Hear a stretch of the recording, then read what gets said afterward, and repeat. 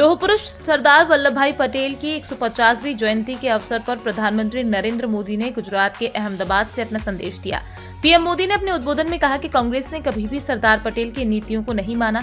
यही कारण है कि भारत को हिंसा और खून खराबा परिणाम के रूप में भुगतना पड़ा। सरदार वल्लभ भाई पटेल की जयंती के मौके पर स्टैच्यू ऑफ यूनिटी से दिए गए अपने संबोधन में प्रधानमंत्री मोदी ने कहा कि जब तक भारत माओवाद और घुसपैठियों के आतंक से मुक्त नहीं हो पाता, तब तक वो रुकने वाला नहीं है। मध्य प्रदेश भाजपा कार्यालय में प्रधानमंत्री का संदेश सुनने के बाद मुख्यमंत्री डॉक्टर मोहन यादव ने कहा, सरदार वल्लभ भाई पटेल ने देश को जो दिया है उसे भुलाया नहीं जा सकता। इस अवसर पर उन्होंने शुभकामनाएं देते हुए कहा कि भारतीय जनता पार्टी दलों से नहीं बल्कि दिलों से जुड़ती है। यही वजह है कि आज देश में हर पार्टी के दिवंगत प्रधानमंत्री को सम्मानित करने का काम भारतीय जनता पार्टी के नेतृत्व ने किया है। हम सब हिंदुस्तानी हैं, ये हमारा सौभाग्य है।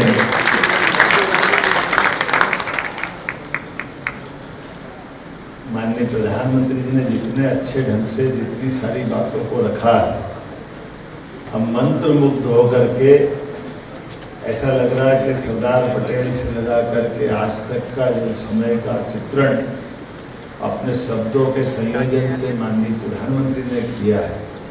जोरदार अभिनंदन श्रीमान नरेंद्र मोदी जी का। और उनकी बातों का निहितार्थ भी पकड़ते जाएं।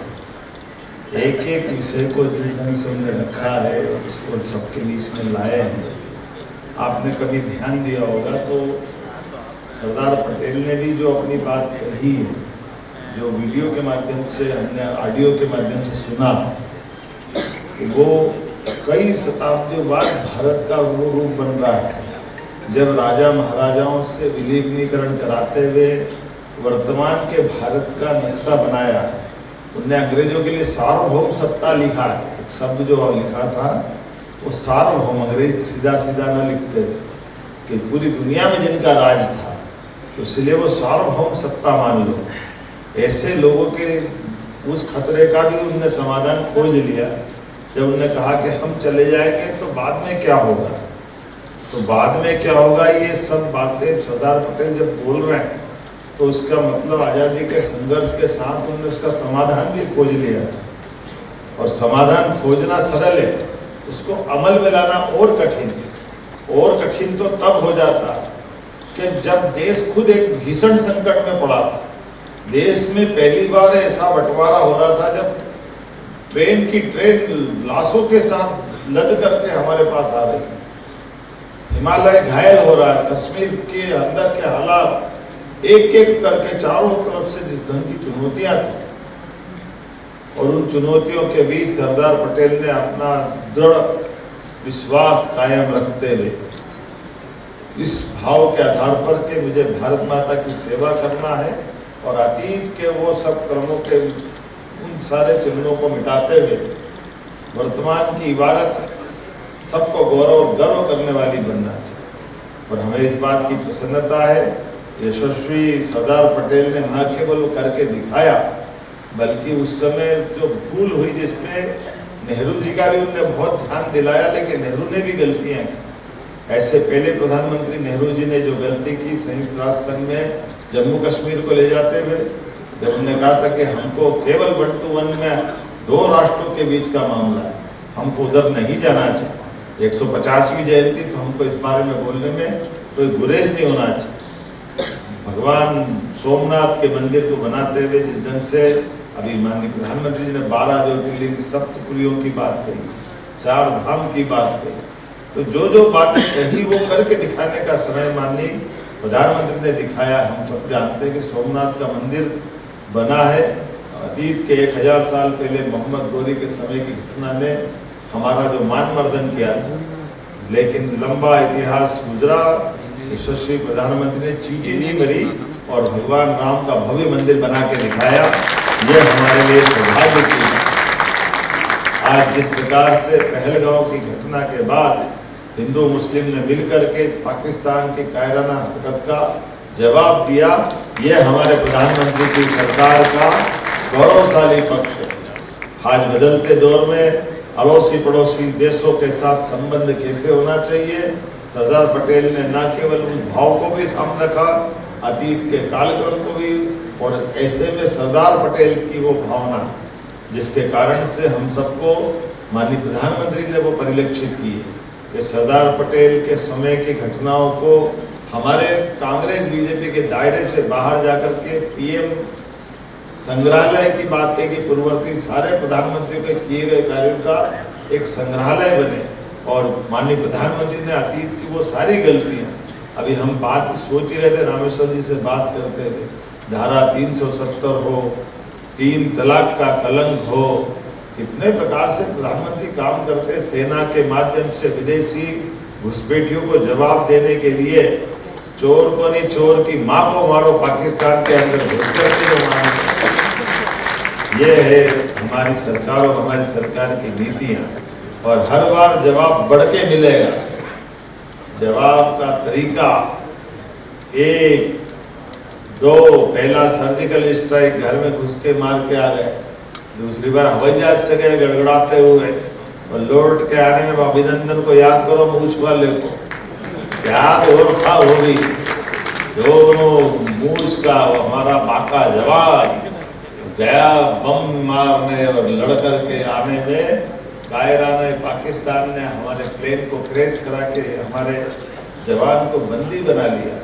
सच में उस समय थोड़ा थोड़ा मेरे मन में भी हुआ, वो दिन भर क्या बात कर लो बात कर लो बात कर लो, एक बार फोन तो कर लो, मैंने क्या कर ही लो यार, अपना होगा क्या जरिया उठा लो उसको।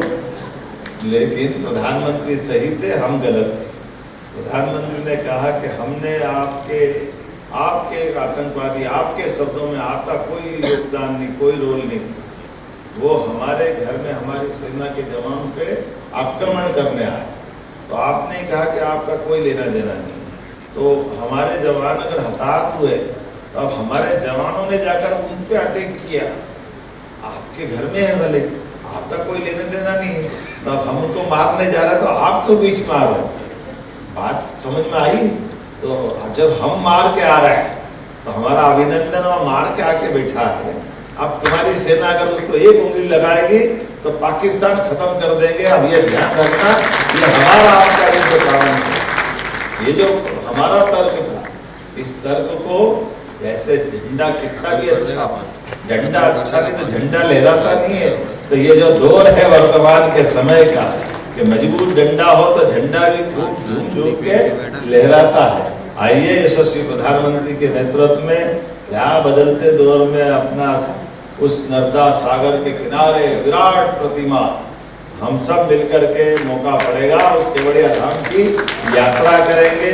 लौह पुरुष सरदार वल्लभ भाई पटेल की 150वीं जयंती के अवसर पर उनके किए हुए योगदान को याद रखते हुए यशस्वी प्रधानमंत्री ने जिस बात को दोहराया, महापुरुष महापुरुष होते हैं। राजनीतिक यात्रा में दलों की अपनी अपनी भले सीमा होगी, लेकिन दलों की सीमा से ऊपर उठकर दिल से जिनने बड़ा काम किया, भले वो कांग्रेस के प्रणब मुखर्जी जी हो, सरदार वल्लभ भाई पटेल हो, उन सबको स्मरण करने का काम भारतीय जनता पार्टी करती है। जो कहती है वो करके दिखा देती है, यह है भारतीय जनता पार्टी। इसलिए पहले वे कीचड़ में कमल ऐसे ही नहीं खिलता है, ये सही में खिलता है और ये खिल के दिख रहा है दुनिया को कि दुनिया की सबसे बड़ी पार्टी अगर कोई है तो ये कमल के फूल वाली पार्टी है।